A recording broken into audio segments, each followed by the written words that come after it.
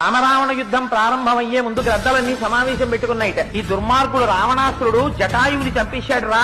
ఎవడైనా రావణాసురుడి తరపున యుద్ధానికి బయటికి వస్తుంటే మనలో ఒకడు వెళ్లి వాడి జెండా మీద వాళ్దాం. గద్ద జెండా మీద వాళ్తే మళ్ళీ వాడికి రిటర్న్ జర్నీ టికెట్ ఉండదు. వాడి వెళ్ళడం వెనక్కి చీకటి పడిపోయిన తర్వాత యుద్ధం ఆపేస్తారు. యుద్ధం ఆపేసిన తర్వాత యువక గ్రద్దలు లక్ష్మణుడు అంగదుడు కొట్టిన వాళ్ళని తినండి. ఎందుకంటే వాళ్ళు ఇంకా ఆఖరి ఊపి ఉందనక వదిలేసి మళ్ళీ ఇంకోటి మీదకి వెళ్ళిపోతుంటారు. అలాంటి వాళ్ళని తినాలంటే కొంచెం దంతపుష్టి ఉండాలి. సుగ్రీవుడు విభీషణుడు కొట్టి చంపిన వాళ్ళని మధ్య వయస్కులు తినండి. ఎందుకంటే కొంచెం పచ్చడిగా కొంచెం గట్టిగా ఉంటుంది. ఇంకా బాగా పళ్ళూడిపోయినటువంటి ముసీలి గద్దలు హనుమ కొట్టిన వాళ్ళని తినండి. ఎందుకంటే ఇంక అందులో ఏం ఉండదు, అంతా పచ్చడే. చక్కగా తీసుకుని 4 మీద పెట్టేసుకోవచ్చు. రాముడు చంపిన రాక్షసులు ఉంటారు, వాళ్ళని ఎవరూ తినకండి. రాముడు చంపిన రాక్షసుల్ని పట్టుకొచ్చి కొండ మీద పెట్టండి. రాత్రి అంతా అయిపోయిన తర్వాత పడుకోబోయే ముందు కళ్ళకద్దుకుని అందరం నోట్లో వేసుకున్నారు ప్రసాదం అని గ్రద్దలు ఆనాడు తీర్మానం చేసుకున్నాయి. వాల్మీకి రామాయణం మాత్రం కాదు మహాప్రభు.